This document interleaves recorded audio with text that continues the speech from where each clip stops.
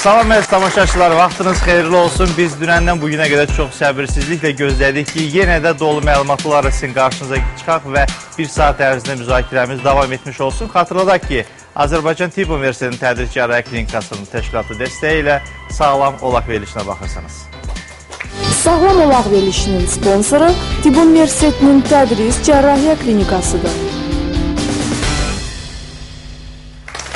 Bugün də hər zamanki kimi studiyamızın qonaqları var. Mən tək deyiləm və onlar da bizə dəstək veriblər. Hər iki müəssisəni öncə təqdim edəcəm və təbii ki, salamlarımızı, təşəkkürlərimizi bildiririk biz rəhbərliyə. Nərimanov rayon 177 saylı tam orta məktəb müəllimə və şagirdləri, eyni zamanda Tərəqqi Texniki Humanitar Liseyinin tələbələri və müəllimə heyəti buradadır. Mən təşəkkürlərimi bildirəm sizlərə. Gəldiyiniz üçün və rəhbərliyinizə, kollektivinizə salamlarımızı çatdırırıq. Tədris metodik prosesdə də hər birinizə uğurlar arzu edirik. Biz proqramın birinci və ikinci hissələrindən ənəv olaraq danışacağıq. Proqramın birinci hissəsində xüsusilə hər dəfə biz son günlərdə həm plastik estetik cərrahın bura gəlməsi, ondan sonra təbii ki, artıq kilo probleminin müzakirə olunması və eyni zamanda bugün də mədə kiçiltmə əməliyyatını danışacağıq. Niyə? Çünki mövsumi mövzulardır. Yəni, yay gəldikcə xüsusilə də xanımlarımız, yəni psixoloji, emosional həssas biz kişilərə nisbətən daha həssas cins sayılan xanımlarımızda müəyyən komplekslərin meydana çıxması var. Amma təəssüflər olsun ki, bəzən yanlış yerə qərarlar qəbul olunur və həkim diyetoloqun yanına getməkdənsə plastik cərraha üst tutulur. Tam tərsinə, kimisi sadəcə mədə kiçiltmə əməliyyatına getmək istəyirəm deyir, mədəm biraz daha kiçilsin, o zaman mən daha arıq olacam. Bu belədirmi? Yəni, bu qərar öz başına bu şəkildə verilərmi? Kimlər bu əməliyyata gedə bilər? Bu əməliyyatın həyatımızda rol nədən ibarətdir və əməliyyatdan sonra başına gələn başmaqçı olar deyiblər, hansı məsələlərlə biz üz-üzə qala bilərik? Bugün biz Tədris Cərrahiyyə Klinikasında məsələ iki həkim mütəxəssislə bir yerdə bu söhbəti burada davam etdirəcəyik. Siz də gəlin, pasiv qalmayın. 497-49-87 telefon nömrəsi sizin ixtiyarınızadır. Zəng edin və sağlamlığınıza biganə qalmayın. Məhdud zaman çərçivəsidir və təbii ki, zamanımız çox məhduddur. Onu nəzər alın, canlı yayımdan söhbət gedir. Proqramın ikinci hissəsində isə sol tərəfdədir. Mən yaxınlaşacağım. İkinci hissəmizdə isə bax, bu masanın üzərində gördüyünüz qida çeşidlərindən danışacağıq. Nə var bunlarda? Soğan var, sarımsaq var, düyü var, qatıq var, kələm var, turp, pomidor, badımcan və kök bitkisini görürük. Bunların nə kimi əhəmiyyəti var, bilirsinizmi? Xərçəng xəstəliyindən bu qidalar bizi qoruyur. Əslində bir çox qidalar qoruyur, belə deyək, dəstək verir və müalicədə də effektivdir. Əslində isə profilaktik olaraq effekti çox yüksəkdir. Bu kimi qidaların daha çox da təbii ki, bu sinifə malik, hər sinifdən birər götürüb masamız üzərinə qoymuşuq. Bu kimi qidaların bizim həyatımızda nə kimi əhəmiyyəti var, xərçəng xəstəliyini hansı şəkildə önləyir, nəyə əsaslanaraq bu informasiyalar verilir və xüsusilə də bu qidaları niyə sevmək lazımdır, onun ciddiyyətini isə bugün biz bir yerdə müzakirə etmiş olacağıq. Mən isə həkim qonaqlarımızı dəvət etmək istəyirəm, gəlsinlər. Beləliklə, Azərbaycan Tibb Universitetinin Tədris Cərrahiyyə Klinikasının Cərrahi Xəstəliklər Kafedrasının tibb üzrə fəlsəfə doktoru həkim mücərrah Pərviz Abbasov və həmin kafedranın tibb üzrə fəlsəfə doktoru həkim mücərrah Pərvin Necəfquliyeva. Buyurun. Salam, xoş gəlmişsiniz. Təşəkkür edirik sizə gəldiyiniz üçün. Mövsumi mövzular dedik. Yay gəlir. Yay artıq bir neçə gündən sonra ölkəmizə qədəmlərini qoyur və havalar istiləndi, biz də şimal ölkəsi sayılmırıq. Ölkəmiz də iqlim qurşağı olaraq da çox zəngidir. Xüsusilə də yay vaxtları çox isti keçir deyə. O zaman müəyyən komplekslər meydana çıxmağa başlayır. Bu bir səbəb. İkinci səbəb, həqiqətən də cərrahi göstəriş var mədə kiçiltmə əməliyyatına və olmazsa olmaz bir məsələ ortaya çıxır. Və bu da həkim cərrah tərəfindən təbii ki, göstəriş olaraq ortaya qoyulur. Bu halların biz detallarını bugün biraz daha açıqlayacağıq. Amma mədə kiçiltməsi əməliyyatı dedikdə ön bir giriş məlumatları sizdən almış olaq. Buyurun. Mədə kiçiltmə əməliyyatı əslində bu köklük piylənmə probleminin həllində icra olunan cərrahi əməliyyatlardan biridir və ən çox bugünkü gündə dünyada geniş istifadə edilən az xəsarətliliyi, fizioloji funksiyaların normal qorunması və bir çox üstünlükləri ilə seçilən bir cərrahi əməliyyatdır. Bəli, bu Avropada da, Amerika Birləşmiş Ştatlarında da və bizdə də çox geniş artıq tətbiq olunur. Tez-tez istifadə etdiyimiz bir əməliyyatdır. Nədir əməliyyat? Yəni əməliyyatın mexanizmi nədən ibarətdir? Mədənin ümumi ölçüsünün 80-85%-nin kiçildilməsi üzərində aparılan bir əməliyyatdır.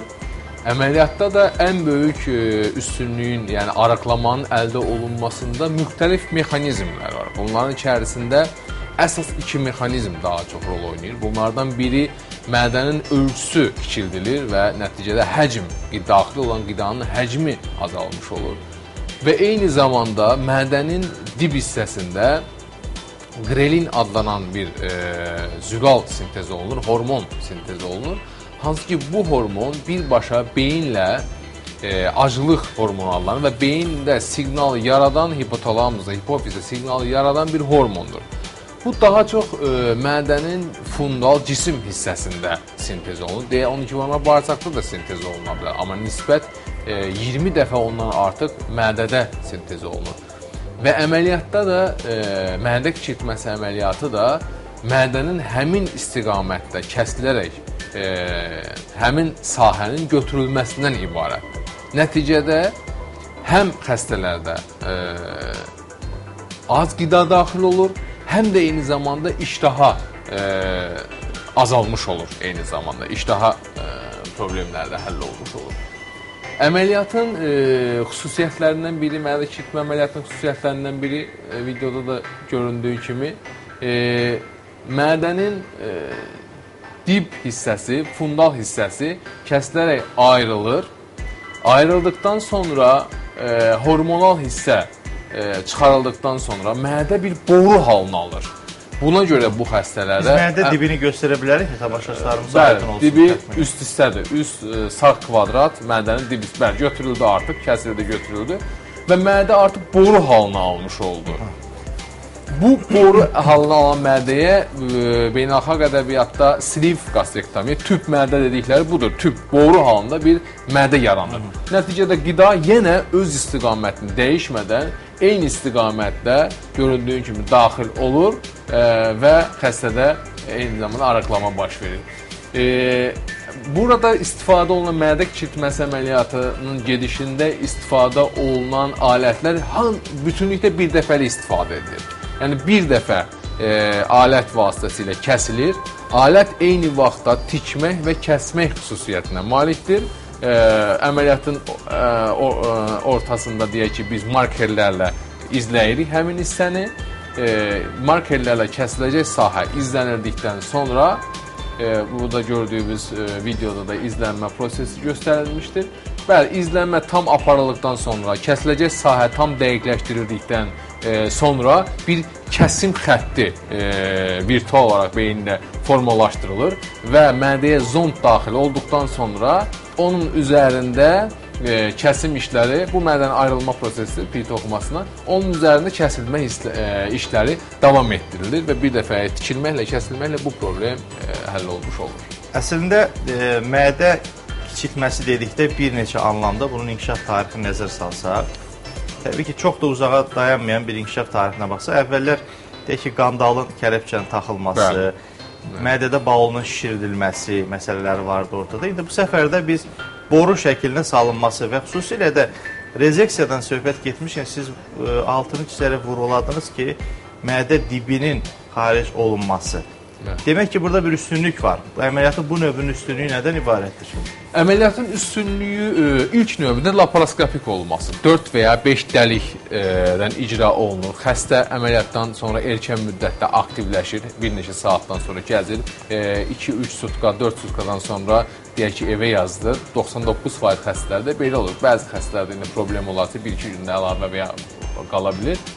Bir üstünlüyü laparoskopik icra olunmasıdır. İkinci bir üstünlüyü bu əməliyyatın digər bariatrik cərrahiyyə, köklük cərrahiyyəsində istifadə edilən əməliyyatlardan üstünlüyü fizioloji funksiyasının pozulmaması. Mədənin ölçüsü kiçildilir, amma fəaliyyətində azalma olur, tam dəyişiklik olmur, yeni bir mədə yaradılmır, yeni bir mexanizm yaradılmır. Üçüncü üstünlüyü ondan ibarətdir ki, bu xəstələrdə mədə çıxacağında klapan qalmış olur. Bunu da istər cərrah, istər digər tip sahəsində çalışan insanlar çox gözəl bilir. qida birdən-birə mədədən bağırsağa atılarsa, demping sindrom, tullanma sindromu meydana çıxır. Xəstə özlərini çox narahat hiss edir bu əlamətlər olduqda. Bu əməliyyatda bu problemlər də olmur və eyni zamanda karbohidratların mədədə tədricən pasajı davam etdiyi üçün xəstələrdə kilo iştahı tox olur sanki. Toxluq hissi onlar keçirdirlər. Yəni aclıq hissi olmur. Karbohidrat bir müddət mədədə qalır, o da siqnal ötürür. Yəni həm də eyni zamanda qrelin faktoru olmadığı üçün bu çox önəmli faktordur. Yəni bunu dəfələrlə deməkdir də məqsəd odur. Bu diabetin də, şəkərli diabetin idarə olunmasında bu faktor çox böyükdür. Metabolik sindromun, arterial hipertoniya və digər sindrom, xolesterin yüksəkliyi bütünlükdə bunlarda böyük əhəmiyyət olduğu üçün qrelin faktoru da aradan qaldırılması əməliyyatın üstünlüyü ilə seçilir. Və sonraki üstünlüklər nədən ibarətdir? Gələcəkdə digər bu təbirdən olan əməliyyatlara dönmə şansımız var. Bu əməliyyatdan sonra, yəni deyək ki, bəzi qrup xəstələrdə bu bədən çəki indeksi 55-dən 60-dan yuxarı olan insanlarda alternativ əməliyyatlarda istifadə oluna bilər. Bunun üçün də rezervimiz olur sanki. Bu baxımdan üstünlüklə seçilir tüb mədən. Təbabət öz inkişafı ilə həqiqətən valeh edir. Bir zamanlar hər bir insanın təbii ki, arzuları, xəyalları bitmir. Necə deyirlər, mən çox yeyim, mədəm çox böyüsün, çox kilo alım, amma bir anda da bunun öhdəsindən gəlim. Artıq bunu edə bilirik. Başqa bir misal da vardı. Yəqin şagirdlər burada əyləşir. Kitabı sadəcə başımın üstünə qoyun və gecə yatım, səhər durun ki, kitabın hamısı mənim beynimə artıq köçürülübdür. Məlumat var. Necə ki, hər hansı bir texniki bir vasitə elektrik alır, cərəyanı götürür, özündə saxlayır.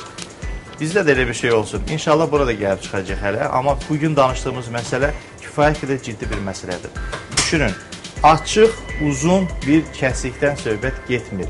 Kiçik dəliklərdən söhbət gedir. Daxil olaraq, bu qədər siz az öncə gördüyünüz görüntü əslində çox böyüdülmüş bir görüntüdür.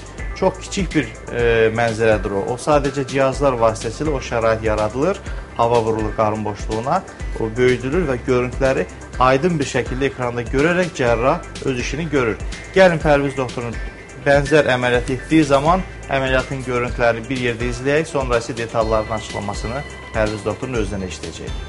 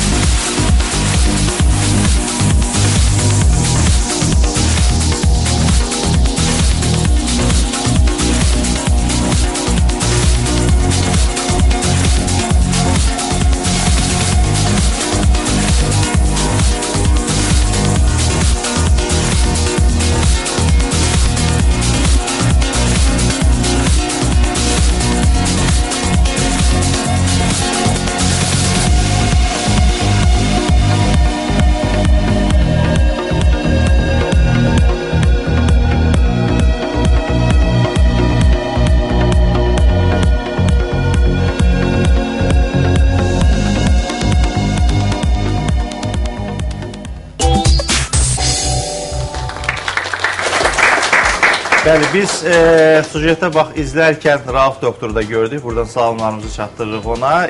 Studiyamızın qonağı olub. Pərviz doktora bir yerdə bu kimi mövzuları biz müzakirə etmişik. Və əməliyyatdan danışdıq, əməliyyatın gedişatını izlədik. Haradasa təxmini olaraq bir mənzərəni görmüş olduq. Amma əməliyyatdan öncə əməliyyata hazırlıq məsələsinə gəlin toxunaq və Pərvin xanım, xüsusilə də hansı müayinələrdən söhbət gedir? Kimlər mədə kiçiltmə əməliyyatına gəlməlidir? Bax, bu sual mənim üçün çox maraqlıdır. Çünki bütün istəyirəm bizə baxan insanlar bilsinlər ki, mədəm çoxlu indi düşüncə ola bilər də. Mən başlayayım yeməyə 3-4 ay ərzində. Mədəm sonra nə də olsa kiçiləcək də, sağ olsun. Pərviz doktoru var, Rauf doktoru var, Pərvin xanım var və bütün işi görəcəklər. Bu belədirmi? Yəni, mədə kiçiltmə əməliyyatına göstərişlər, mədə kiçiltmə əməliyyatına hazırlıq, yəni əməliyyat öncəsi məsələləri istəyərdim sizi vurğulayasınız. Əməliyyatdan əvvəl xəstələrə qanın ümumi müayinəsi, hemoqramma, qanın biokimyəvi analizləri, hormonal müayinə, kortizolun təyini, qalxana bənzər vəzin hormonal müayinəsi aparılır. Elektrokardioqramma, lazım olarsa ekokardiografiya müayinəsi, abdominal ultrasəs müayinənin aparılması. Yəni yanaşı bir xəstəlik var mı, yoxmu? Xəstələrdə bəli, yanaşı əgər kardiovaskulyar problemlər varsa, ehtiyac olarsa ekokardiografiyanın aparılması. Aşağı ətraf damarlarında problem olarsa, aşağı ətrafların müayinəsi icra olunur. Xəstələrdə əsasən əməliyyatını hazırlığa gəlincə isə əməliyyatını hazırlıq bir həftədən bir ay ərzində aparılır. Belə ki, bu zaman xəstələrə bərk qidaların qəbuluna icazə verilmir. Yalnız maye tərkibli qidaların qəbuluna icazə verilir. Xəstələr əsasən yanaşı kardiovaskulyar problemlər olarsa, gastrointestinal, yəni mədə-bağırsaq sisteminin problemləri olarsa, qeyd olunan mütəxəssislərin nəzarəti və müşahidə altında əməliyyata hazırlanırlar xəstələr. Xəstələrin stasionara yerləşdirilməsi isə ilk bir sutka əvvəl aparılır. Xəstələr stasionarda yerləşdirilir. Bu zaman yalnız mayələrin qəbuluna icazə verilir, qida qəbuluna icazə verilmir. Xəstələrə infüzyon müalicə aparılır və əməliyyat günü səhər tezdən xəstələrin hətta suyun da, mayenin də qəbuluna icazə verilmir. Hansı xəstələr bu əməliyyata göstərişdir? Kimlər müraciət edə bilər? İndi məsələn, belə iki mənzərə görürük. Qarşı tərəf aydındır. Siz tərəfdə indi biz əməli başlı böyük biliyin də nə dərəcədə çıxdığını, qarın nahiyəsində 2 kilo. Amma bu ölçüdə olub da mədəsində böyümə problemi olan insan var. Yəni bir insan bu şəkildə idi öncə, sonra pəhri saxladı, bu hala gəldi, düşdü. Bu demək deyil ki, mədənin ölçüləri gəldi, tam ideal həcmlə çatdı. Və ya tam tərsinə nəyi vurğulamaq istəyirəm buradan? Bir insan kök deyilsə, o demək deyil ki, mədə kiçiltmə əməliyyatı ona olmayacaq. Demək ki, göstərişlər var. Hansı hallardan söhbət gedir? Bütün halları vurğulayasınız, xahiş edirəm. Qeyd olunan əməliyyata, yəni bariatrik metabolik əməliyyatlara göstəriş bədən çəki indeksinin 33-dən yuxarı olmasıdır. Nədir bədən çəki indeksi? Bədən çəkisinin kiloqramla olan ölçüsünün boyun kvadratına bölərək təyin olunur. Normada 25-ə qədər olur bədən çəki indeksi. 25-dən 29-a kimi olma bu artıq çəkidir. 29-dan yuxarı piylənmə artıq nəzərdə tutulur. Amma 25-29 arası olan, yəni artıq çəkidən əziyyət çəkən xəstələr, kilolu insanlar, balıq ətli dediyimiz insanlar. Bu xəstələr əməliyyata göstəriş deyil. Yəni bu xəstələr idmanla, fitnesslə, dərman müalicəsi ilə, yəni arıqlaya bilərlər. Arıqlama əldə olunur. Yalnız bədən çəki indeksi 33-dən yuxarı olarsa, belə xəstələr sırf yəni bariatrik metabolik əməliyyatlara göstəriş. 30-dan yuxarı artıq piylənməyə daxil olduğu üçün, obezdə olduğu üçün biz ondan dolayı biz bu rəqəmləri səsləndiririk. Bir daha xatırladım. Kilomuzu, mövcud olan kilomuzu boyumuzun kvadratına bölürük. Aldığımız rəqəm 20-24 arasıysa bu normativdir. 25-29 arasıysa kilolu insansınız və pəhri saxlamalısınız.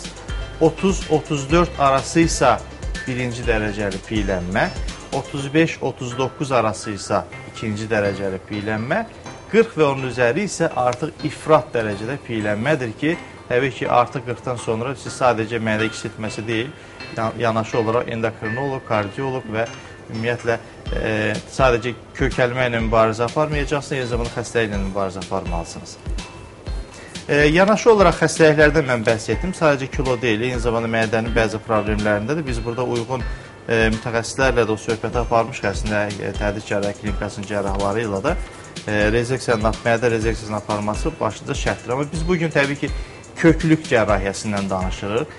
Kilolu insanların, yəni bədən kütlə indeksi 30-dan yuxarı olan insanların, mədəsi çox böyümüş, həcm etibarilə böyümüş insanlardan söhbət gedir. Əməliyyatı izlədik, əməliyyatdan öncəni bildik, əməliyyatı izlədik və əməliyyatdan sonra hansı hallar baş verə bilər Pərviz doktor, nələrə diqqət yetirmək lazımdır? Bu dediyimiz kimi köklük piylənmə cərrahiyyəsi adı altında getsə də, amma bir həzm traktı orqanlarının cərrahi əməliyyatıdır. Yəni bir mədə, bağırsaq sistemində icra olunan əməliyyatlarda yaşanacaq hansısa bir problem varsa, bu problemlər burada da ola bilər. Bu baxımdan bunlara da önəm vermək lazımdır. Əməliyyatdan sonraki ilk diqqət edəcəyimiz anlar hansılardır? Əməliyyat vaxtı qanama varmı, yoxmu? Tikdiyimiz hissədən sızıntı varmı, yoxmu? Bunu test vasitəsilə yoxlanılır. Bunlar əməliyyat vaxtı yoxlanılır. Demək olar ki, dünyada da rəqəm təqribən 5% qalxmır bu əməliyyatlardan sonra bu halların baş verməsi. Ancaq əməliyyatdan sonraki dövr necə gedir? Xəstələrdə laparoskopik əməliyyat icra olunduğu üçün xəstə erkən aktivləşir. Burada iki məqsədimiz var. Bir, xəstə aktivləşir, özünü daha rahat hiss edir, psixoloji olaraq çox rahat olur bu xəstələrdə. Həm də laparoskopik icra olduğu üçün ağrı əlamətləri açıq cərrahiyyə ilə müqayisədə 10-15 dəfə aşağı olur. Eyni zamanda kök insanlarda tromboz, tromboemboliya, qanın laxtalama sistemi pozğunluqları hər zaman müşahidə olunan bir qrupdur, risk qrupudur. Bunun da biz qarşısını almış oluruq. Hansı ki, bəli, bunlar da 1-3% hallarda tromboemboliya və tromboz riski rast gəlinə biləcək bir şeydir. Bunun da qarşısı alınmış olur əməliyyatdan sonraki dövrdə. Əməliyyatdan sonraki dövrdə ən önəmli şey xəstəyə əməliyyatın həcmi, itirilən mayenin miqdarı, vurulan mayenin miqdarı bu çox önəmlidir və yoxlanılmalıdır. Deyək ki, kök insanlarda onlar oturduğu yerdə tərləyirlər. Normal kilolu insanlardan fərqli olaraq bunlarda tərləmə daha çox baş verir. Amma bunun yanında olan insan və ya həkim hiss etməyə bilər. Sadəcə yox, bir nəzəri olaraq bədən səthinə uyğun olaraq biz bunu təqribən hesablayıb çıxardırıq və ona uyğun maye infuziyaları aparılır əməliyyatdan sonraki dövrdə. Əməliyyatdan sonraki dövrdə önəmli məsələlərdən biri bir neçə gündən sonra müxtəlif markerlər vasitəsilə həmin əməliyyat sahəsinin yoxlanılmasıdır. Bu çox önəmli bir şeydir. Yəni, deyəlim, xəstədə 3 sutka ərzində hər şey normal oldu və xəstə çıxdı, getdi evə. 7-8 sutka sonra artıq onda başqa bir müayinələrin aparılması, dediyim kimi, markerlərlə yoxlanılması çox önəmli bir vasitələrdən biridir. Əsas məsələ ondan ibarətdir ki, insanlarda psixoloji bir məqam da var ortada. Mədə rezeksiyası, yəni nə etdinizsə ki, mədənin bir hissəsini götürdük və mədə boru halı salındı. İndi mən nə qidası qəbul edəcəm, nə yeyəcəm, ondan sonra halım nə olacaq? Əməliyyatdan sonraki xəstənin qidalanmasına zəhmət olmasa sizə açıqlayın. Əməliyyatdan sonraki xəstələrə qidalanma ilk 2 sutka sonra icazə verilir. Bu zaman xəstələrə maye tərkibli qidaların qəbuluna icazə verilir. Hətta xəstələrə bəzən 1 sutka sonra suyun da qəbuluna icazə verilir. Belə ki, xəstələrdə ilk 7-10 gün ərzində pəhriz aparılır. Pəhriz adi digər xəstəliklərdə mədə-bağırsaq cərrahiyyəsində istifadə olunan pəhriz kimi aparılır. Yəni, həmin pəhrizə uyğun olaraq 7-10 gün ərzində xəstələr qidalanır. Amma artıq 7-10 gün sonra xəstələrin qidalanmasına demək olar ki, məhdudiyyət qoyulmur. Yalnız müəyyən, yəni 70% hallarda məhdudiyyət qoyulmur. Amma qalan hallarda, yəni xəstələrin bütün qidalanmasına icazə verilir. Yəni demək olar ki, məhdudiyyət yoxdur. 70% məhdudiyyət yoxdur, bəs 30% məhdudiyyət 30% məhdudiyyət xəstələrə karbohidratlarla zəngin olan qidalardan, baldır, şokoladdır, şirniyyatdır, mürəbbələrdir, bunların istifadəsinə icazə verilmir. Həmçinin qızardılmış qidalardan istifadə olmaz, fındıqdır, sonra alkoqolun qəbulunu qeyd etmək istəyirəm ki, belə xəstələrə alkoqolun qəbuluna icazə verilmir. Hətta biz belə xəstələrdə əməliyyatdan əvvəlki dövrdə də onlarla söhbət edirik. İlk 6 ay ərzində xəstələrə möhlət verilir. Əgər xəstələrin iradəsi çatıb, alkoqoldan istifadə etmirsə, belə xəstələrə əməliyyat icra olunur. Yəni, sırf məqsəd əməliyyatdan sonraki dövrdə alkoqolun qəbul olunmamasıdır. Keçən proqramlarımızın birində Pərviz doktor, siz vurğuladınız ki, mən ümumiyyətlə iradəsi çox ciddi zəif olan insanları başdan bu əməliyyatı etmirəm. Deyirəm ki, bunu etməyəcəm. Çünki əməliyyat oldu, qutardı və ondan sonra bəzi müddət ərzində olmazlar dediyimiz məsələni onlar edəcəklər, sonra ağırlaşma ilə təkrar geri gələ bilərlər. Deməli, bu insanlarda eyni zamanda psixoloji bir məsələ də var. Sadəcə kilo məsələsi deyil. Çünki hər bir insan bu saat hal-hazırda hər bir insan bilir ki, normal elə bir zamanda yaşayırıq ki, hər bir insan bilir, normal həyat tərzi nədən ibarət? Hər bir insan bilir ki, nəyi yemək olar, nədən az istifadə etmək lazımdır. Və hər bir insan hər gün hərəkət etmək lazım olduğunu bilir. Amma gəlin görək nə qədər çox bunu rəayət edən insanlar var. Və bu olmadığı üçün, bu belə olduğu üçün elə belə deyək, xəstələr tərsi olduğu üçün xəstələrimizin sayı heç də azalmır. Bu da təəssüf hissi doğurur. Demək ki, əməliyyatdan sonraki qidalanma məsələsini biz toxunduq. Arıqlamaq mütləqdir və nə qədər müddət sonra pasiyent o kilolardan, belə artıq kilolardan uzaqlaşır. Belə deyək, bu yenə də arıqlama birincisi mütləqdir. Arıqlamayan xəstə yoxdur. Bu bir mənalı. Yəni, metabolik cərrahiyyə, bariatrik cərrahiyyə, siliv qastrektomiya, mədə, doğru şəkildə mədə əməliyyatından sonra, mədə şişirtməsi əməliyyatından sonra birinci hədəf arıqlamadır və 100% arıqlama qeyd edilir xəstədə. Sadəcə olaraq arıqlamanın zamanı var. Hansı zaman müddətində bu xəstədə arıqlayır? Zaman müddəti ilkin olaraq 6 ay götürülür. 6 ay müddətində xəstə artıq bədən kilosunun 70-100%-nə qədərini itirir. Bu birinci növbədə. Sonraki proses, arıqlama davam edir 1 il yarım, 2 ilə qədər. Bu dövrdəki hallar isə bəli, yenə də iradə üzərində qurulubdur müəyyən qədər. Çünki bu xəstələr əgər deyək alkoqol istifadəçisi və yaxud da aşırı kalori ilə qidalanan insanlarda bu sürət zəif templə gedir. Yox, həkimin nəzarətindən çıxmayan, daim kontrolda qalan qrupda isə tamamilə doğru istiqamət alınır. İkinci bir məsələ, xəstələri çox düşündürən bir sualdır. Mən təkrar kilo ala bilərəmmi? Arıqladım, sonra kilo ala bilərəmmi? 2 il, 3 il ərzində bu baş vermir, heç bir halda baş vermir. Amma 2 il, 3 ildən sonra bəzi xəstələrdə, 1% hallarda az miqdarda kilo alımı ola bilər. Yenə dediyim, 100 əməliyyat olunmuş xəstədən birində, ikisində. Bunlar da bəli, iradəsiz insanlardır. Bir də qrup insan var. Əməliyyatı edir, yəni bizə müraciət həddən artıq son vaxtlarda çoxdur bu tipli xəstələrin müraciəti. Sanki əməliyyatı edim, ondan sonra hər şeyi yeyim və həyat da belə davam etsin. Onlara cavab bu olur. Birincisi, sən hər şeyi yeyə bilməyəcəksən. Çünki özün istəməyəcəksən. Həm də mədən ölçüdə dəyişikliyi var. İkincisi, ya bir hərəkət eləmək də lazımdır. Əməliyyat oldu, bitdi, hər şey sağaldı, normal. Get bir get bir fitnesslə məşğul və ya heç məşğul olma, get bir piyada gəz, ailə üzvlərinə kömək et. Aydındır. Bəzi qrup xəstələr var ki, bunları da etmək istəmir.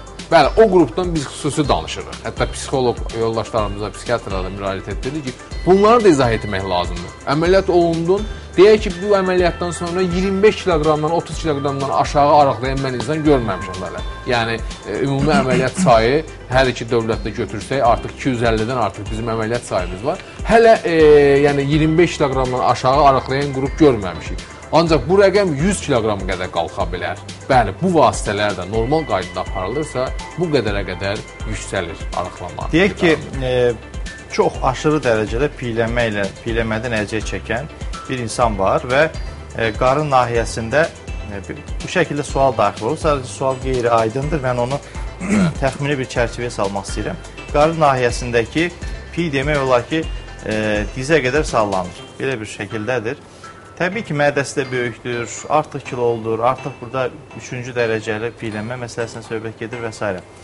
İlk olaraq plastik cərraha müraciət edib abdominoplastika etdirib sonra mədə kiçiltməsinə mi gəlməsi lazımdır, yoxsa əksin etməsi mi lazımdır?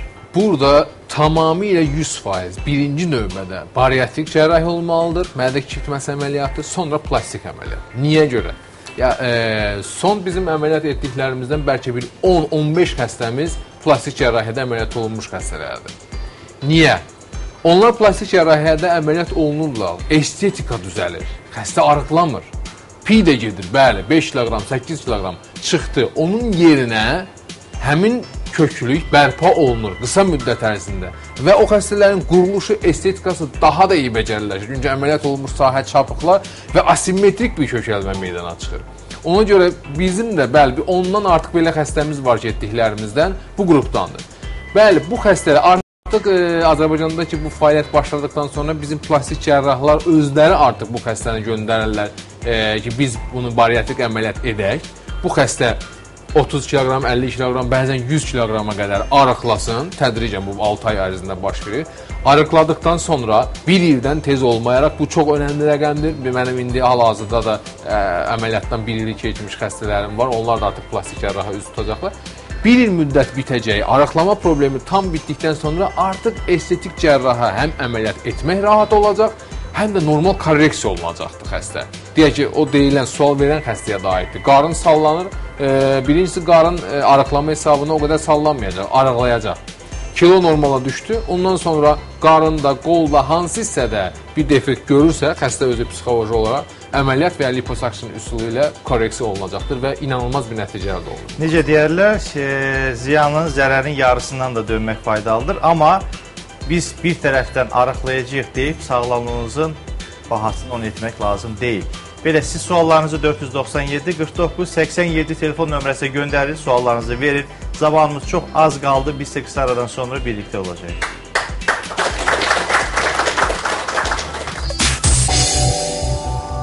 Azərbaycan Respublikasının Prezidenti cənab İlham Əliyevin və xanımı Mehriban Əliyevanın iştirakı ilə açılmış Azərbaycan Tibb Universitetinin Tədris Cərrahiyyə Klinikası 2013-cü ilin sonlarından fəaliyyətə başlayıb. Ümumi ərazisi 45 min kvadrat metr olan 13 mərtəbəli klinikada 18 kafedra, 24 şöbə fəaliyyət göstərir. Klinika dünyanın məşhur tibbi şirkətləri tərəfindən istehsal olunan ən son model tibbi avadanlıq, cihaz və ləvazimatlarla təchiz edilib. Bu möhtəşəm kompleksdə 18 əməliyyatxana, 500 çarpayılıq müxtəlif profilli stasionar şöbələr fəaliyyət göstərir. Eyni zamanda bütün növ ənənəvi, endoskopik, laparoskopik, mikroskopik və az invaziv əməliyyatlar uğurla icra olunur. Azərbaycan Tibb Universitetinin Tədris Cərrahiyyə Klinikasında bütün müayinə və müalicələr mütəxəssislərin keçirdiyi məşvərət konsiliumları vasitəsilə təyin olunur. Tibbin bütün sahələri üzrə keyfiyyətli və güvənli xidmət məhz burada göstərilir. Biz sağlam sabahlar naminə çalışırıq.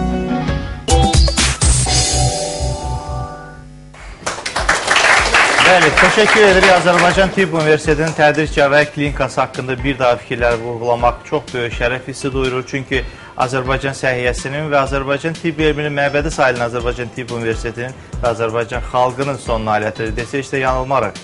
Çünki peşəkar kadrların və modern tibbi təchizatın bir arada olması Azərbaycan səhiyyəsini, Azərbaycan Tibb Universitetinin Tədris Cərrahiyyə Klinikasını dünya səhiyyəsinin inteqrasiyasına səciyyələndirir. Ümumilikdə Qafqazın ən böyük klinikasıdır deyirəm mən. Çünki 45 min kvadrat metr sahəyə malikdir, 500 çarpayılıq, 18 kafedra, 18 əməliyyatxana və 24 şöbədən ibarətdir. Buyurun, gəlin öz klinikamızda tanış olaq və fəxr edək, öz həkimlərimizə sağlamlığımızı əmanət edək. Qafqazda bənzər bir klinika varsa, buyurun, bizim Facebook ünvanımız sizlərin ixtiyarındadır. Təklifinizi verin, göstərin. Şəxsən mən gedib o klinikaya baxacağım. Tədris Cərrahiyyə Klinikasının hələ ki Azərbaycanda analogu yoxdur. Analogu olsa belə o da yeni Azərbaycanda olacaqdır və Tibb Universitetinin təşkilatı dəstəyi ilə olacaqdır. Azərbaycan həkimləri sadəcə ölkəmizdə deyil, eyni zamanda xaricdə təhsil almış peşəkar kadrlardır. O yüzden 10 il bundan öncəki Azərbaycan həkimi ilə indiki Azərbaycan həkimi də eyni deyil. Dəyişən, inkişaf edən dünyanın bir parçasıyıq və səhiyyə də dünyada inkişaf edən və qaçaraq inkişaf edən, belə deyək, bir elm sahəsidir ki, bununla da məşğul olmaq üçün məhz hər bir şərait Azərbaycan Tibb Universitetinin Tədris Cərrahiyyə Klinikasında mövcuddur, var. Belə, biz sualımızı ünvanlayacağım sizlərə, amma təbii ki, bizim çox sayılı zənglərimiz oldu və tamaşaçılarımız o formulu bir daha bizdən istəyirlər, bədən kütlə indeksinin hesablanması. Mən sadəcə hazırsınızsa əgər tamaşaçılarımız, mən burada yazacağım, siz onu özünüz qeyd edin. Necə dedik sizə? Dedik ki, kilomuzu, kiloqramı bölürük boyumuzun kvadratına. Alınan rəqəm normativ olmalıdır. 20 ilə 24 arası. Yəni 20 və 24 arası isə bədən kütlə indeksi deyilmi? Bəli, normal. Əslində sizin sahənizdir.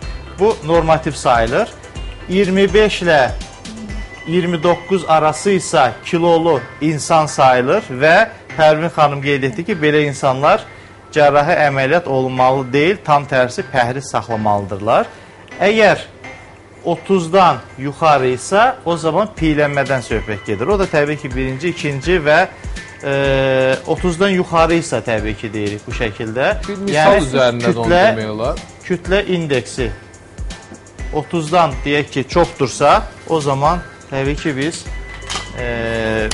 Demək ki, piylənmədən əziyyət çəkirik və mütləq belə bir əməliyyat olunmalıdır. Deyək 80 kiloqramlı bir insan boyu 1.80-dirsə, 80 kiloqramı bölürük 1,8 vurulsun 1,8-ə. Alınan rəqəmə uyğun hesablanır. Belə, bu formul düstur burada yazıldı. Artıq bu düstura uyğun bir şəkildə siz də öz bədən kütlə indeksinizi sağlam şəkildə hesablaya bilərsiniz. Yəni, boyundan kiloqramımı çıxıram, sonra kiloqramdan boyumu çıxıram, 10 bilmirəm nə alınır. Bunlar yanlışdır, bunlar etməyik. Başqa bir sual var ağlımda. Əgər hamilə xanım hamilə qalacaqsa gələcək həyatında, deyək ki, o zaman belə bir əməliyyatlardan sonra hamiləlik məsələsi necə olacaq? Çünki qarın boşluğuna söhbət gedir, burada üzvlərinə söhbət gedir. Və xəstənin əməliyyatdan sonraki normal həyat keyfiyyətinə qovuşması hansı müddət alır? Birinci onu deyim ki, metabolik sindromlu qızlarda və qadınlarda hər zaman hamiləliyin baş verməsi özü bir problemdir. Bunun üçün bizə hal-hazırda əməliyyat etdiyimiz xəstələrin 30-40%-i ailə qurmamış qadınlar və yaxud da ailə qurduqdan sonra hardasa müəyyən qədər də sonsuzluq yaşayan qadın qrupu xəstələrimiz də var. Bunlara bir mənalı önərilən, tövsiyə olunan bir əməliyyatdır. Bütün dünyada əməliyyat nəticəsində metabolik sindrom müalicə olunduğu üçün, hormonal balans normala düşdüyü üçün bunlarda hamiləlik qalma şansı da çox-çox yüksəlmiş olur. Bu məsələnin bir tərəfi. İkinci bir tərəf, əməliyyat laparoskopik icra olunduğu üçün hamiləlik problemi ümumiyyətlə olmur bu xəstələrdə. Ancaq bir il rəqəmi önəmlidir.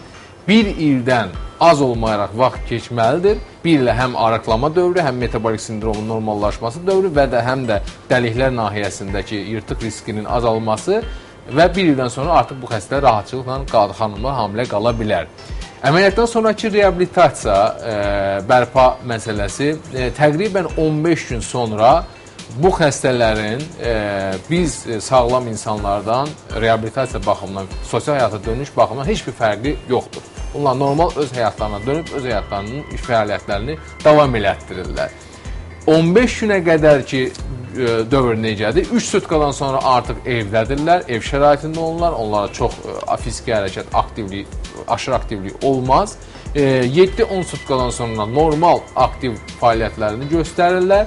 15 gündən sonra bütün sosial həyat geri dönüşlü sayılır. Sadəcə olaraq bəzi qruplarda biz ağırlıq qaldırmanı, yüksək kilo qaldırmağı, deyək 10 kiloqramdan artıq, 8 kiloqramdan artıq bunları məhdudlaşdırırıq 1-2 ay müddətinə. Sonra onlar da normal qaydada icazə verilir.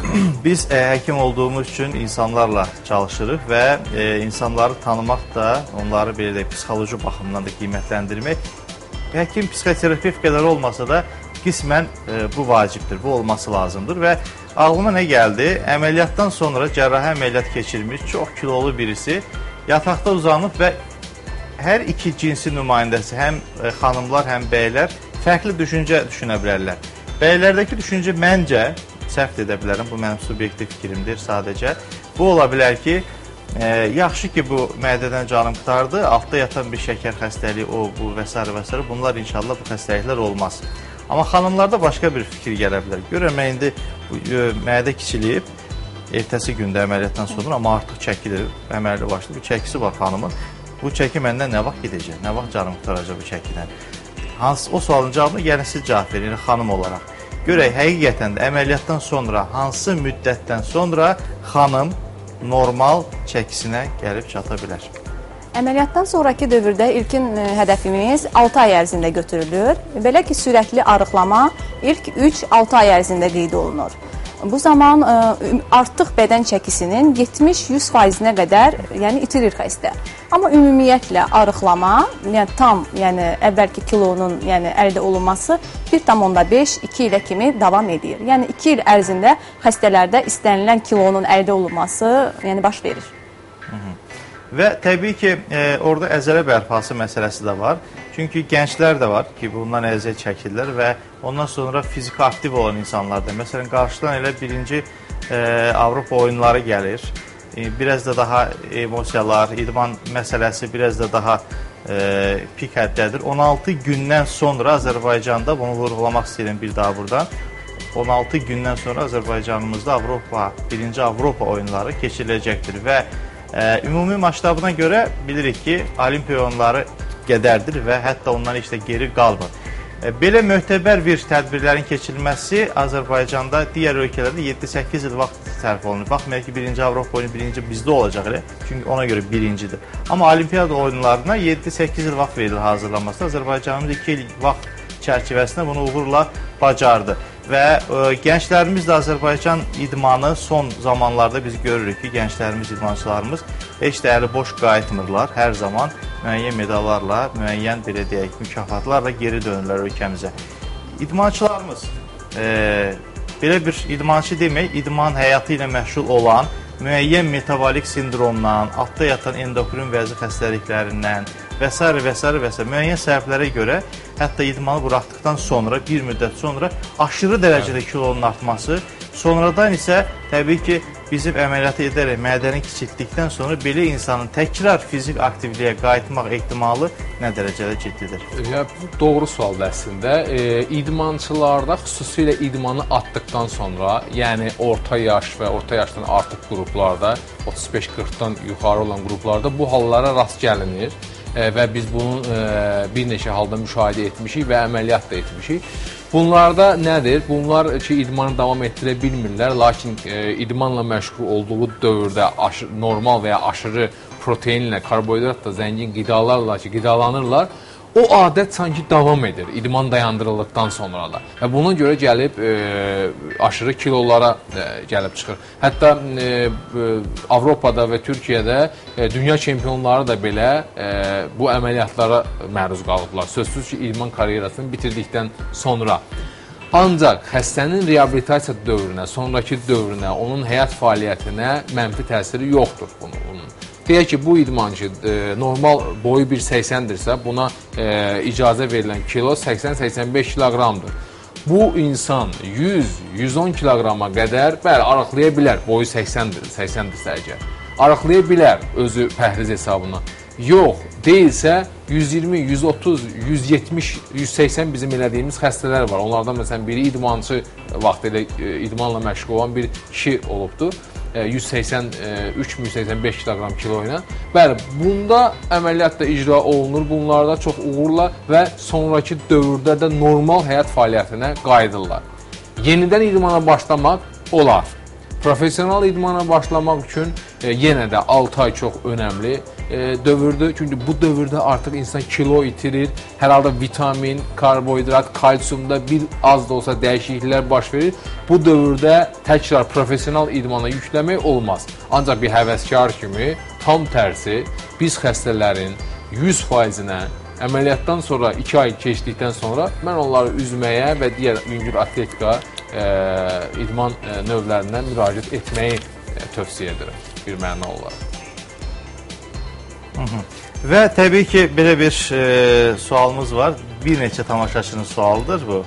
Və sual bundan ibarətdir ki, çox təbii bir sualdır həqiqətən də. Belə bir şey deyək. Bir insan bilir ki, həqiqətən də bu insan çox yeyir. İştahası həqiqətən də çox güclüdür.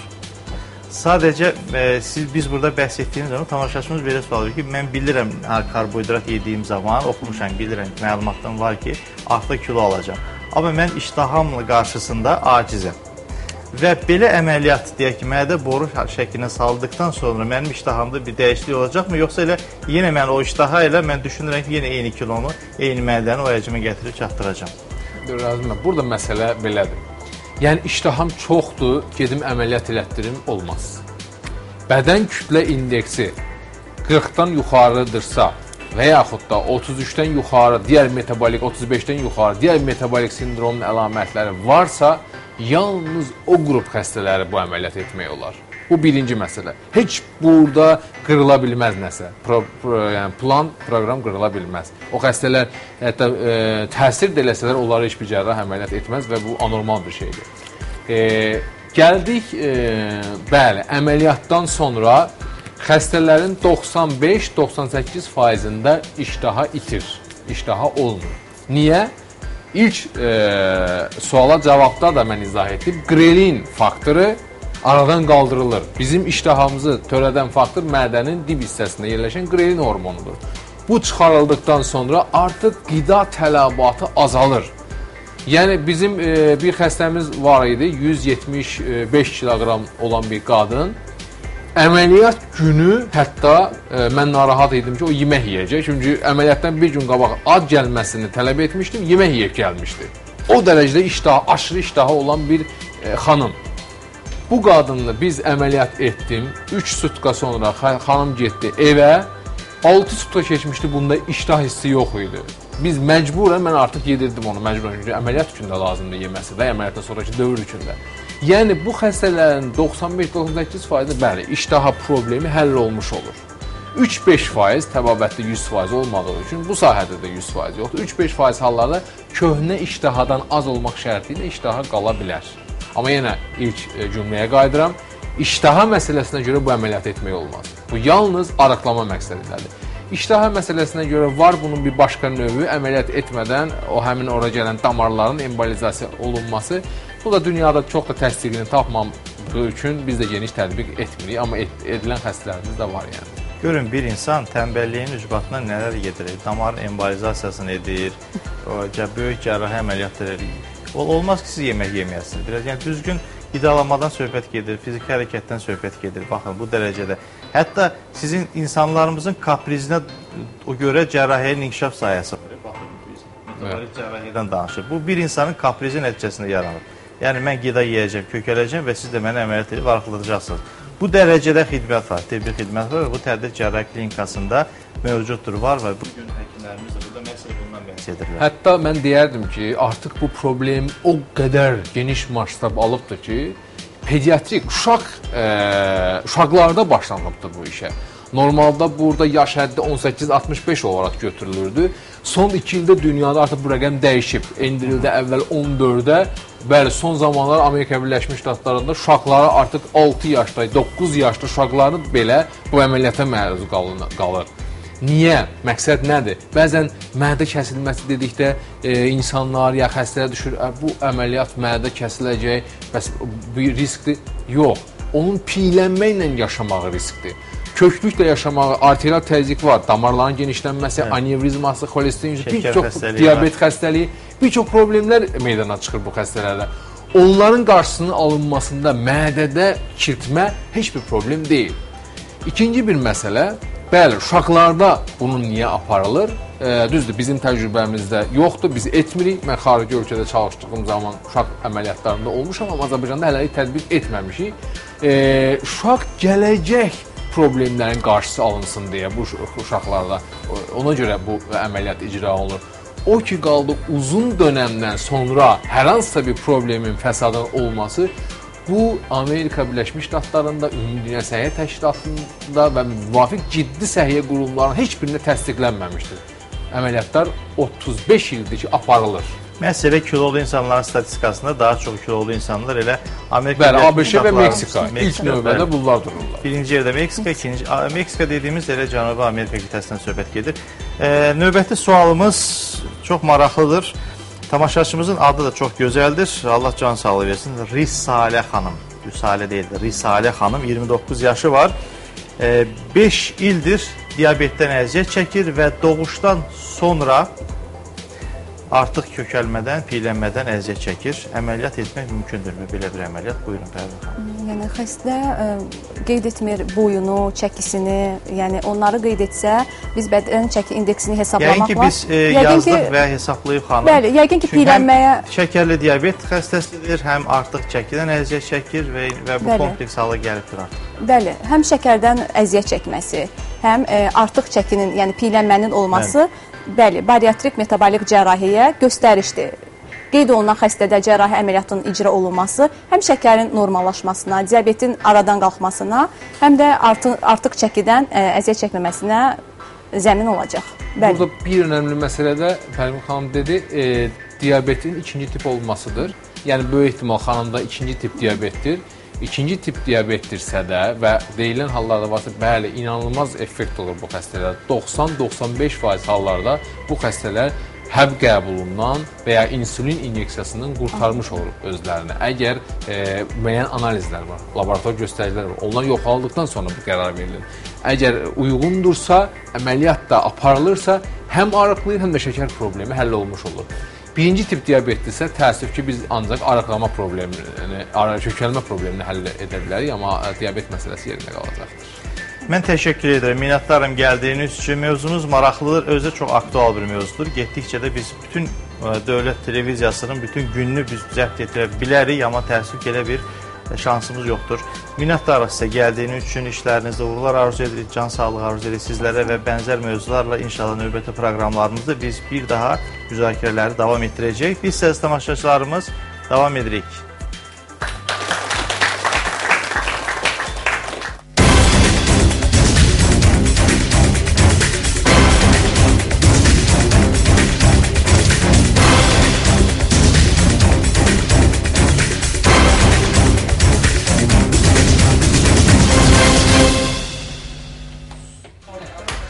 Belə, biz dedik ki, proqramın ikinci hissəsində isə xərçəng xəstəliyi ilə mübarizədə hansı qidalardan istifadə edəcəyik, o haqda söhbətimiz gedəcək. Bunu deməzdən öncə xərçəng xəstəliyi necə yaranır axı? Yəni, hansı orqanda yaranırsa, onun hüceyrəsinin tərkibində bizim əvvəllər deyirlər alın yazısı, sonra məlum oldu ki, alnımıza heç bir şey yazılmayıb. İnsanın genetik kodlaşdırılması var, o məlumatlar orada genetik kodlaşdırılıb, insanın genetik belə də kodeksi var. Orada quruluşda hamısı yazılıb. İnsanın fenotipi, insanın genotipi, bütün məlumatları, daşıyıcılığı və s. və s. qeyd olunur. Və məhz elə xərçəng xəstəliyi ilə ona görə biz mübarizə apara bilmirik ki, çox gecikmiş hallardan söhbət gedir. DNT dediyimiz həmin o bizim genet hüceyrənin tərkibində genetik səviyyədə dezoksiribonukleer turşusu deyilir. DNT. O DNT-nin mutasiyası baş verir. Yəni, hansı orqanda yerləşirsə, o orqanın hüceyrələrində çox əcaib bir şəkildə, çox kör-kobud və saysız hesabsız mutasiyaya uğramış hüceyrələrin sayının artması fonunda bir hüceyrələr əmələ gəlir. Bu, təbii ki, necə baş verir? Sərbəst radikallar, yəni qida qəbul edirik. Qəbul etdiyimiz qidadan tullantılar yaranır. Sərbəst radikallar bir çox səbəblərdən yarana bilər. Onlar haqqında söhbətimiz gedəcək. Təbii ki, sonra da hücum olur həmin hüceyrələrə. Hüceyrələr qorunmasız altında qaldığı zaman mutasiyaya uğrayır və hüceyrələr tamamilə genetik kodeksini dəyişdirir və çox fərqli bir hala gəlib çatırlar və nəticədə şiş toxuması meydana gəlir. Xoş xassəli və bəd xassəli olaraq, bəd xassəli dediyimiz məsələ xərçəng şişindən, xərçəng törəməsindən, hüceyrələrindən söhbət gedir. Biz araşdırdıq, həqiqətən də görək, xərçəng xəstəliyinə əziyyət çəkənlərin statistik olaraq dünyada faiz etibarı necədir? Məsələn, belə bir məlumatımız var ki, həzm sistemindən əziyyət çəkən insanlar həzm sistemindəki, yəni mədə xərçəngi olsun, yoğun bağırsaq işləri olsun, dünyada 25% təşkil edir. Süd vəzi xanımlarda 14% təşkil edir. Yeri gəlmişkən dünyada bütün xanımların xəstəlikdən dünyasını dəyişmək səbəbinə gəldikdə ən başda süd vəzinin xərçəngi durur. Təbii ki, klimakterik dövrə qədər, klimaksdan sonra isə aterosklerozun yaratdığı ağırlaşma fonunda dünyasını dəyişirlər xanımlar. Tənəffüs yollarının xərçəng hüceyrələri 3%, qaraciyər öd kisəsi 3%, beyin onurğa iliyi, onurğa beyni 1%, digər orqanlar isə məsələn elə başda gəlir digər orqanlardan prostat vəzini xərçəngi. Bütün kişilərin qorxduğu məsələ isə 8% təşkil edir. O isə gəlin biz baxaq süjetimizdən xərçəng xəstəliyinin yaranması və onun haqqında nələri bilməliyik. Sonra isə onun üçün bizi sərbəst radikallardan qoruyan qidaları bir yerdə gəlin burada müzakirə edək.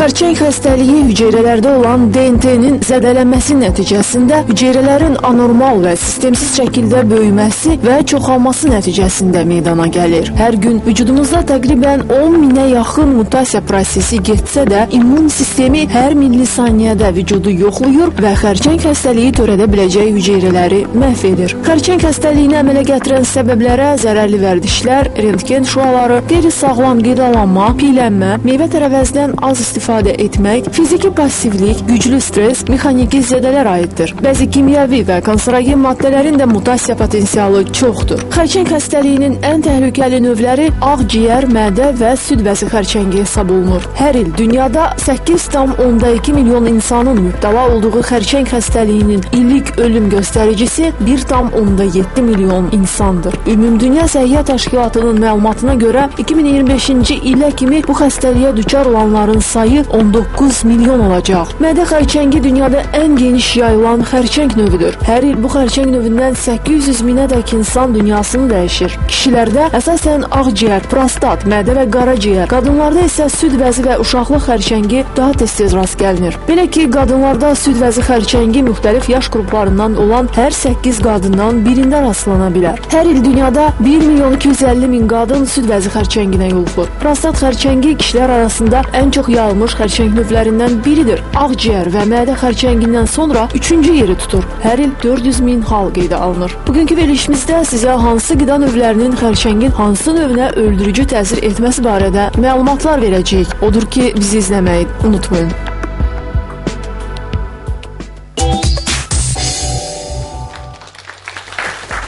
Bəli, biz qida çeşidlərini görürük artıq masamızın üzərində və qida çeşidlərini müzakirə etməzdən öncə bu qısa arada bizim bir tamaşaçımızın sualı oldu. Mən istəyərəm o tamaşaçı sualını səsləndirsin, biz öncə onu cavablandıraq. Çünki o sual o qədər gözəl bir sualdır ki, əslində sadəcə bir tamaşaçının deyil, onun simasında onlarla, yüzlərlə, minlərlə, bəlkə də 10 minlərlə insanı maraqlandırır. İstəyərdim ki, hər kəsin sualı elə burada cavablansın. Öncə özünüzü təqdim edək. Buyurun. Belə hamınızı salamlayıram. Çox gözəl verilişdir. Yəni insanlar üçün çox bir faydalı verilişdir. Və mən yəni özüm kimya dərsində dediyim üçün bilirəm ki, bütün insanları bir sual maraqlandırır ki, axı indi bu meyvə, tərəvəz hamısında bir kimyəvi maddələr var. O mütləq şəkildə, yəni bunu hamımız bilirik. Yəni insanlar necə özlərini qoruya bilər? Qidanı yeyirik, onun elə bir xeyri var deyə düşünürük. Amma çoxlarımız bilmirik ki, əksinə o həmin kimyəvi meyvə tərəvəzə vurulmuş kimyəvi maddələrin nə qədər ziyan olduğunu, məsəl üçün, və o mən istəyərdim ki, yəni bununla necə insanlar özlərini qoruya bilərlər, necə ayırt eləmək olar. Gözəl sualdır. Həqiqətən də o sualın cavabı heç ağlımıza gəlməmiş. Mən düşünürüm ona ait biz bir dəfə də ikinci hissə, proqramın ikinci hissəsini tərtib etməliyik. Söhbət ondan gedir ki, təşəkkür edirik sualınıza görə. Söhbət ondan gedir ki, bir çox qidalara həqiqətən də kommersiya məqsədləri ilə müəyyən dərmanların, dərman vasitələrin qatılması, hormonların vurulması nəticə etibarilə iki məqsəd daşıyır. Bir, qida çeşidi deyək ki, bizim ölkədə yetişmir, bu məhsul bizim ölkədə yetişmir, başqa bir ölkədə yetişir və başqa bir ölkədə yetişdiyi üçün onun burada saxlanması var. İkinci məsələ, qida çeşidinin daha gözəl bir görünüş alması və daha böyük olması. O yüzdən normalda məsələn sadəcə çiyələk bitkisinin kiçik ölçüdə, meşə çiyələk kiçik ölçüdə olur. Böyük ölçüdə hər hansı bir kiçik meyvəli məhsulların gördüyünüz zaman və mövsümü olmayan hallarda qidanı gördüyünüz zaman və görüntü baxımından gözəl, dadı zəif olduğu zaman təbii ki, bu elə özü mutasiyaya uğramış bir məhsuldur, onun heç bir faydası olmayacaq. Biz onlardan bəhs etmirik. Düyü, soğan və sarımsaq deyilənə görə bağırsaq xərçənglərində düyü, sarımsaq və soğanın çox mühüm bir rolu var. Bəli, düyü, sarımsaq, soğan bağırsaq xərçənglərinə çox önəmlidir. Niyə söhbət ondan gedir? Düyünün tərkibindəki fol turşusunun olması güclü bioaktiv deyək ki, maddədir və fol turşusu özü-özlüyündə mən cəngavər hüceyrələr deyirəm, həqiqətən o sərbəst radikallara qarşı mübarizə aparan. Nəticə etibarilə xərçəng hüceyrələri ciddi şəkildə mübarizə aparır və tərkibində eyni zamanda B və Y vitamininin olması da antioksidan xüsusiyyətini daşıyır və bu o da deməkdir ki, sərbəst radikallara qarşı vuruşan çox ciddi cəngavərlərdirlər. Və təbii ki, sarımsaq, selenium və triptofan deyilən çox ciddi maddələr var tərkibində. Sərbəst radikallara, xərçəng hüceyrələrinə qarşı ciddi mübarizə aparan sarımsaqdan söhbət getmiş oldu və təbii ki, allisin və sülfur dediyimiz maddələr isə məhz elə soğanın tərkibindədir. Yanaşı olaraq C vitamini ilə daha çox zəngin olan soğandan biz hər zaman stat gətirə bilərik və antioksidan xüsusiyyətləri imkan verir ki, sərbəst radikalları kifayət qədər təsir göstərə bilsin. Və təbii ki, qatıq məsələsi, qatıq ciddi probiotikdir və bağırsaq xəstəliklərində bilirsiniz ki, bağırsaq mikroflorası var və mikroflorasının tamamilə müəyyən bakterioloji mikrofloranın normal olması üçün probiotiklərə ehtiyacımız var ki, o da məhz elə süd məhsulları və başlıca elə yoğurt, qatıqdan söhbət gedə bilər. Və eyni zamanda kələm. Kələmin tərkibindəki karoten olması, karoten maddəsinin olması xərçəngin orqanizmdə inkişafını dayandırır, belə deyim. Bu da sizin xəbəriniz olsun və eyni zamanda kələmin tərkibindəki gördüyümüz hissəciklər bizim həzm traktımız üçün orqanizmdən pis artıq tullantıları orqanizmdən xaric edir və nəticədə sərbəst radikalların miqdarı da azalmış olur və kələm suyunu içilən insanlar da bunu elə məhz bu məqsədlə istifadə edirlər təbii ki. Eyni zamanda tərkibi likopenlə zəngin olan pomidor, görürsünüz ölçüsü heç də çox böyük deyil və normal ölçüdür. Xüsusilə də tərkibindəki efir yağı o pomidorun qoxusunu bizə, o torpağın ətrini gətirəcəkdir bizə və eyni zamanda pomidorun tərkibindəki sadəcə likopen, yəni likopen dediyimiz çox ciddi antioksidantdır, o deyil. Eyni zamanda liflərin olması, lifli bir bitkinin olması, bağırsaq peristaltikasının artırılması, sərbəst radikallarla qarışıq tullantıların xaric olması və təbii ki, eyni zamanda bizi xərçəng hüceyrələrindən qoruyur. Biz insanlarımızdan soruşduq qida çeşidlərindən bağlı. Ümumiyyətlə, xərçəng xəstəsi olmamaq üçün nə etmək lazımdır? Görə insanlarımız Bakımızın əhalisinə düşündü. O haqda gəlin fikirləri bir yerdə eşidək. Əsas düzgün qidalanmaq lazımdır. Təbii qidalarla qidalanmaq xəstəliyin qarşısını almağın yeganə düzgün yoludur. Düzgün qidalanma, sağlam mühit. İndi kompüterdən uzaq durmaq lazımdır. Kompüterdən, telefondan. Birinci sağlam qidalanmadır, təmiz hava. Düzgün qidalanmağa fikir vermək lazımdır. Yəqin ki, şəkəri, çörəyi az yemək lazımdır. Mən belə bilirəm. Yeməyimizə fikir verməliyik, qidaya fikir verməliyik. Yəqin ki, sağlam qida uzun ömür deməkdir. Bəli, əslində düzgün qidalanma məsələsi elə gözəl bir söhbətdir, amma düzgün qidalanmanın açıqlamasını etmədilər. İnsan qidalanmasını düzgün qidalanmaq, düzgün söz danışmaq, düzgün hərəkət etmək, düzgün düşünmək, bunların hamısını birləşdirirsək bir söz ağlımıza gəlir. Düzgün yaşamaq. Demək ki, cavab bundadır. Düzgün yaşamaq lazımdır və düzgün yaşamağı öyrənmək lazımdır. Çox önəmlidir. Düzgün yaşama öyrənmək üçün həftə içi 5 gün ərzində biz burada, yəni həftə içi 5 gün sağlam olaq verilişi və onun kollektivi aparıcısı mən Rasim Ərəmov bir yerdə burada Azərbaycan Tibb Universitetinin Tədqiq Cərrahiyyə Klinikasının həkimləri ilə müzakirəni aparır və fərqli mövzulardan danışırıq burada. Bugün proqramın birinci hissəsində mədə kiçiltmə əməliyyatından danışıldı. Kökəlmə cərrahiyyəsi, metabolik cərrahiyyə deyək bunun adına. Necə istəyirsiniz deyin. Artıq kilodan qurtarmaq, düzgün yeməməyin nəticəsi deyilmi? Bunun yanında düzgün hərəkət etməmək, yəni fiziki aktiv olmamağın nəticəsi deyilmi sizcə? Bu da var onun yanında. Demək ki, sadəcə hər şey qidadan asıl deyil, amma nə yesək odur məsələsi də önəmlidir. İkinci hissədə isə məhz o qidaları müzakirə etdik biz burada. Məncə, öncə beynimizi düzgün istiqamətə yönəltməliyik və o istiqamətə heç çıxmamamız lazımdır. Çünki həyat sadəcə bir dəfə verir, gəlin onun qiymətini bir yerdə bilək ki, çünki anılar keçər, anılar qalır, xatirələr qalır. Xatirələrimiz xoş olsun deyə görüşənədək. Gələrik.